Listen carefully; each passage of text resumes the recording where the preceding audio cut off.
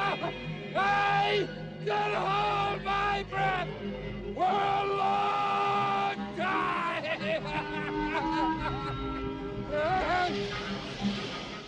Welcome back to SledgeHammer Horror, guys. I am Ken Sledge, and let's talk horror. Now, today I am joined by writer Patrick Bromley. Patrick, how you doing today, man? Good. How are you? I'm doing so well. I finally put a shirt on today for the first time in about a week. I've been down and out with COVID, but we're starting to come out the other end of it. Good. For those of you that don't know Patrick, he's been writing about film since 2004. He's a member of the Chicago Film Critics Association, as well as the Online Film Critics Society. But Patrick's writing also appears on many of the sites that we all read every day, whether it be Daily Dead, Bloody Disgusting, or F This Movie. It's a site that you run, right? F This Movie? Yeah, that's right. And you also have a weekly podcast. And for those of you that don't listen to the podcast, or if you haven't read any of Patrick's work, guess what's down in the description? All the links. So make sure you're clicking the links down here. Follow him on social media. Follow the writing that he does. He works his ass off. So I know I gave you a bit of an intro there, sir, but what can you tell us about yourself in the horror community that you've been doing now? You kind of covered it. In October, I know, everybody gets all geared up in October. At F This Movie, we do a whole scary movie month. We devote the whole month to horror films, and we do this thing called the Scary Movie Challenge, where all of our listeners and readers, every time they watch a horror movie in October, they go to the site and they leave a 7-word review. It has to be 7 words. Okay. And it ends up being really fun. We end up with thousands of them, and then we read them on the show, and it's really cool. Oh, that's awesome, man. And this will be premiering right before October. So I'll also have a link for all that down here, guys. So make sure you can be a part of that too, because that's a brilliant idea. Because you can have a whole lot of fun if you really enjoy a movie or you really dislike a movie in 7 words, how to explain it. So, so with F This Movie, how did that come about? I was listening to a couple podcasts in the early days. This was like 2009. So podcasts hadn't quite blown up yet. And thinking, this kind of sounds like the conversations that my friends and I have about movies, and I would like to do that. So we just started a podcast with no real audience, and we've kind of grown it over the last 11 years, and it slowly turned into a daily website also, where we have reviews and columns and features every day at fthismovie.com. So it's turned into a fully functioning website from starting out as just this obscure little podcast, which is really cool. That's awesome. Congratulations, man. It's fun to watch yourself grow. For me, I've been doing this since last May, and just watching where we've come since then. And, meeting friends like you, Jonathan of the Daily Dead, watching you guys grow. And every time I see something new with you guys, I feel that pride, because one thing I could say about the horror community is it's never a jealousy thing. Everybody wants so badly for the other person to succeed. And we're always so happy and so proud when that person does that. So this has probably been discussed over and over and over again by the time that we air this episode. But today is September 9th, and we just broke the news today that Halloween Kills will not only be premiering in theaters, but on Peacock the same day. I would like to get your opinion, if I may, on that. I think it's great. I think, it's an acknowledgement that we're not back to normal, even though everybody might think we are or wish that we were. It's an acknowledgement that studios are still having to be creative with how they're releasing films. And I think there's a lot of horror fans who still don't feel safe going back to a theater. Sure. So I think it's great that they're going to have the opportunity to still see the movie. You can go to the theater if you like. I saw some tweets from people saying, I still plan to go see this on the biggest screen possible. And that's great. You still have that opportunity. But those who are uncomfortable or worried about getting sick can still watch it at home. And I think that's a win-win for everybody, I think. Sure. I mean, the only negatives I see in it are I wish we delayed it a year just to stream it on Peacock. That's the only negative to me. But sure. I'm trying to be glass half full here. On a positive, I have Peacock, so now I can watch that movie until I know it forward and backwards. So there's not going to be many things I miss. So that's one positive that I'm looking at here is I can watch that movie over and over and over again now if I enjoy it. So before we get into the reason why we're here today, Patrick, you've been writing since 2004 and doing many different horror websites, different podcasts. What would you say was the hardest part about getting started in writing in the horror industry? I mean, certainly finding some outlets was difficult. I've been very fortunate that I was able to pitch to a couple of different places when Blumhouse.com was a website. I was a writer over at Blumhouse. That's incredible, man. Congratulations. I didn't know that part. Yeah, thank you. It was kind of a short-lived website, unfortunately, but it was a great site while it existed. I used to check it out every day. Bloody Disgusting has been great. It's been a great place to write for, and Daily Dead was sort of my first horror home. Heather Wixon, who's the managing editor there, is one of my closest friends, and she just initially kind of tossed something off like, hey, would you be interested in writing this article about the Terminator? I can't get to it. And I said, sure. And one article turned into 2 articles, turned into 5 articles. And so I've been writing for them for years now, and it's a great place to write for. What a start. Talking about Terminator. What a start there, because Terminator is a total slasher film, and I'm going to stick by that until the day I die. So that's cool to have that forever in history. As your first thing for the Daily Dead was about the Terminator. I think that's really unique, and that's really cool. Yeah. So, all right, my friend, the reason we are here today, we know what you got going on right now with this movie and what you're doing with all the writing. You're a very busy guy on top of being a parent, which I want everybody to know. This dude takes parenting very seriously, and it's very awesome because we had to do a couple things to maneuver this episode, and I was so happy to do it because there's nothing. I love horror movies. I love baseball, but being a dad is my number one thing, and everybody that knows me knows that. Being a dad is the thing I love the most in this world. So when I see someone that has to take the time to be a father first, nothing could be better. So kudos on you. I know that's something I shouldn't have to say kudos to. It's something that we should just do, but there's not enough that do it, man. So kudos to you on being an amazing parent. Keep raising those kids scary, my friend. Thank you. You too. No problem. So yeah, we know what you got going on now, but I want to take it back to the past for a minute, my friend. And I want to talk about your first horror movie, what got you started in horror, and your first horror movie was? Creepshow. What an amazing movie, guys. I'm so sorry about my hair. I haven't showered in a couple days. Every time I get out of bed, I'm dizzy. So I'm sorry. But man, something I want to talk about with Creepshow real quick. I wish that we could get studio anthologies now like this, because I love anthologies in general, whether it's Creepshow, Tales from the Hood, Tales from the Crypt, even Trick or Treat. I think I'm starting to warm up too. I've never been a huge fan of it, but do you remember how old you were the first time you had seen Creepshow? Oh gosh, I was probably about 7 or 8, I think. Man. And for whatever reason, my dad decided that was going to be the first like R-rated horror movie that I got to see.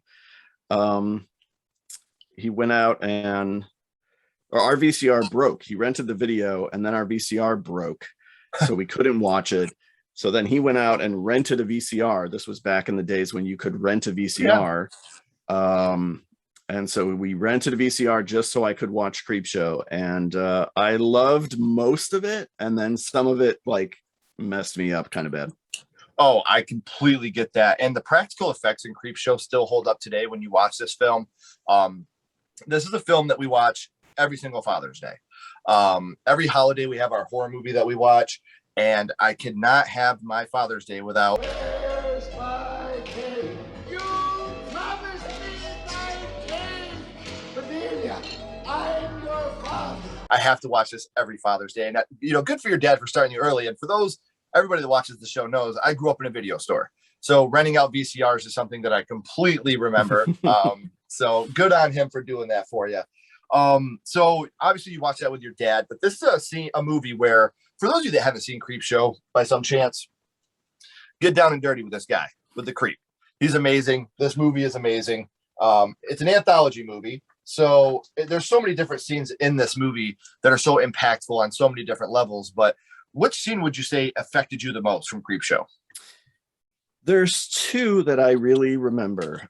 One I was completely wrong about. It's very interesting. So, I mean, the one that really messed me up was the last sequence. They're creeping up on you with E.G. Marshall as sort of this curmudgeon, agoraphobic, germaphobe, won't go outside, and his apartment ends up getting invaded by roaches.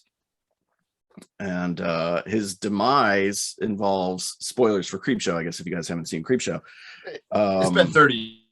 They haven't seen it. It's time to roll. He gets swarmed by roaches, and then we cut back to his dead body, and all the roaches start escaping his corpse. They're crawling out his mouth and out his ears, and then finally we see his chest, courtesy of Tom Savini, start to burst open, and all these roaches come flooding out, and that really screwed me up. Like the chest coming open and all the roaches coming out. That stuck with me a lot. And then the other thing that freaked me out for some reason, and again, I was a child, so it didn't even make sense. In the sequence with Leslie Nielsen and Ted Danson about the tide, I don't remember the name of the Something That Tied You Over. Something to Tide You Over. Thank you.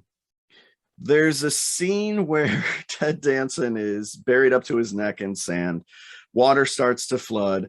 We get a shot of him. His eyes go wide as he realizes he's about to drown, and the color behind him changes. For some reason, as a kid, I was positive that his head was about to explode. Maybe I didn't understand how water pressure worked, or just that there was some cues, because I think I had seen like maybe the scene from Scanners, because I used to watch Terror in the Aisles, and they would show the clip from Scanners. And so for whatever reason, I was positive that his head was going to explode the first time I saw it. And it doesn't happen, obviously, because that's not how water works. But that image was like burned into my brain.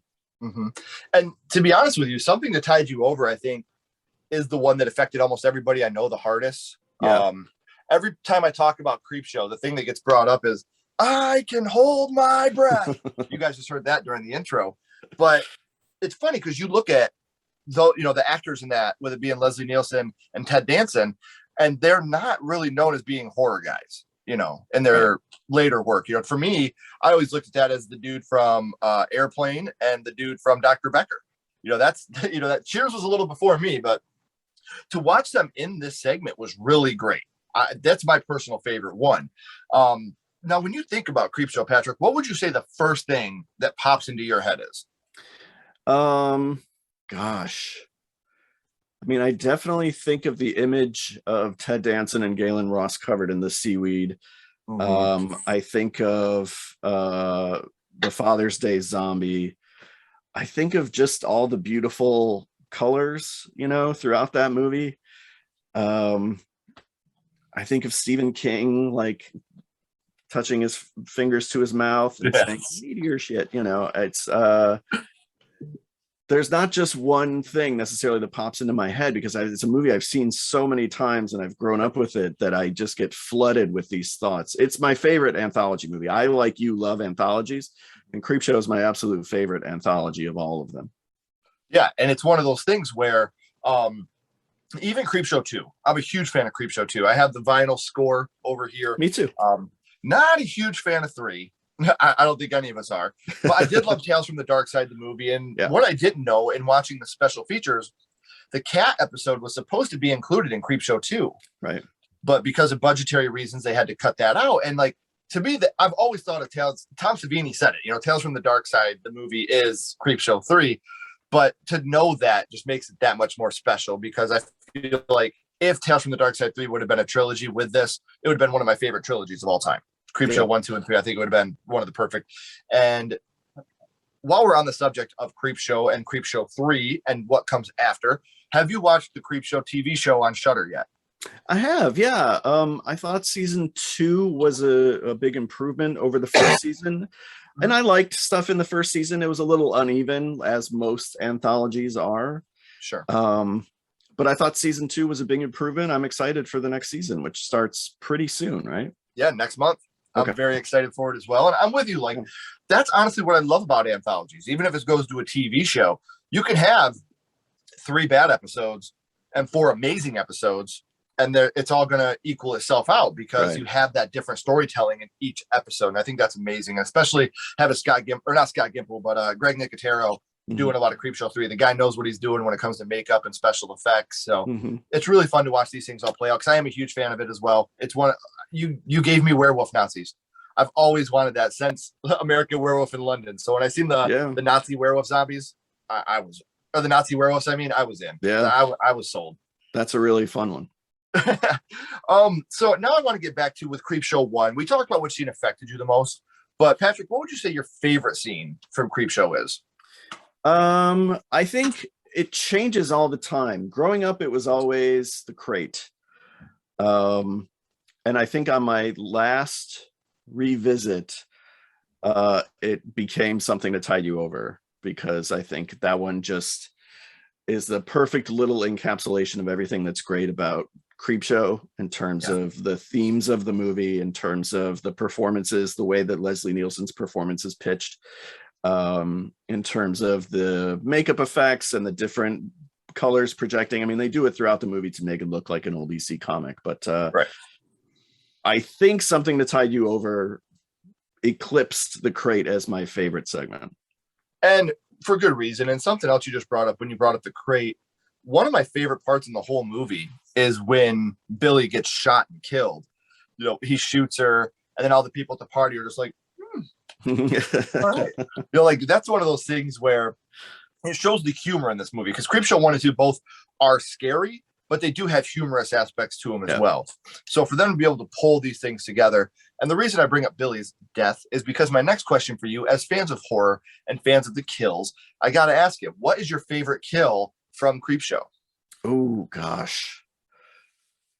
I mean, I do really like, I don't remember the actor's name, in Father's Day, when her head gets twisted all the way around. That's a really, really good one. The Crate has some pretty spectacular gore effects. Yeah. That's a really good one. I think I have to go with the head twisting. And right after that, obviously, I Got My Cake.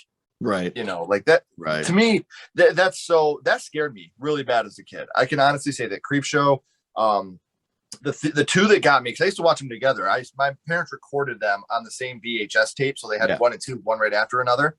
And it was Father's Day and The Hitchhiker are the two that scared me the most. Thanks for the ride, lady. Like, that scared me so bad as a kid, man. So I dig it, though. I love the fact that The Crate's getting some love from you, because not a lot of people talk about The Crate when I talk about this. That's usually the one least talked about. And really, okay. I'm glad this is getting some love from you. Now, since Creepshow is a franchise, technically, I always ask the question, which Creepshow movie is your favorite of the bunch? The first one. I like parts of Creepshow 2. I'm not as big a fan of like Chief Woodenhead. The second two segments are pretty good. You know, I was always a fan of The Raft. The older I get, the more I appreciate The Hitchhiker as just sort of this one joke played to an extreme level. Like just feeding a dead horse until it's really, really fun. It's that thing on The Simpsons where Sideshow Bob keeps stepping on the rakes, you know. You do it right. You do it until it's not funny, and then you keep doing it and it becomes funny again. Yep. And that's Thanks for the Ride, Lady, where it's like it repeats itself so much that like you just have to laugh. But the first one is a classic for me. You know, I grew up thinking that The Lonesome Death of Jordy Verrill was like the one subpar segment in the movie, but again, I change every time I watch the movie, and I've grown to appreciate it so much that now I don't think there's a loser in the bunch in the original Creepshow. And there's nothing more heartbreaking than when Stephen King's Jordy Verrill pulls the trigger on that shotgun. Yeah. You know, like this man that's been alone his whole life, and he just, you know, he lived, he died with what? He wanted $100, $200. Right. You know, like that's all he wanted. And to watch him finally go out with that is such a bummer. So, Patrick, we talked about the first horror movie you watched, being Creepshow, and what that meant to you. But now I want to go scream on you here for a second. What's your favorite scary movie? What is your favorite horror movie of all time? My favorite horror movie of all time is the original Nightmare on Elm Street. That is amazing, because I've talked about it in great depths, in great length. If you take out the last 5 minutes of that movie with that dumb fucking Freddy car and the blow up doll getting pulled into the door, it's the perfect movie. The scares are legit. The kills are all absolutely memorable. The practical effects are second to none. And when it comes to practical effects in horror movies, my top three in no order are A Nightmare on Elm Street, The Thing, and American Werewolf in London. Those are my three favorites when it comes to practical effects in horror movies. And Nightmare on Elm Street, I think people don't realize the budget they had for that movie then was actually, it's pretty much a low budget film. And what they were able to do, whether it be pushing on that wall or the blood bed, like it's an amazing movie. And it has always stood the test of time with, especially with me, with the big three, Michael and Jason always had someone else under that mask, but Freddy up until the remake was always Robert Englund. And he was so charismatic that you rooted for him. They had Freddy Krueger, a child killer, giving away awards on Nickelodeon. Like that's how amazingly energetic and enthusiastic and the charisma that Robert Englund had as a child killer. He was able to be like, "Bah, you want some Pepsi?" You know, like that was Freddy Krueger, man. So I'm so glad to hear that from you. Now, before I let you go, Patrick, we always go back to Creepshow to end this. We're going to rank this movie on a skull count. Now, I know that you've written for a long time and you've critiqued your fair amount of things, but right now we're not being critics. We're not ranking this on score, acting, production. We're ranking Creepshow strictly on what this movie means to you and how much it affected you. So 0 skulls being the worst, 5 being the best. You can use half and quarter skulls. What would your ranking of Creepshow be?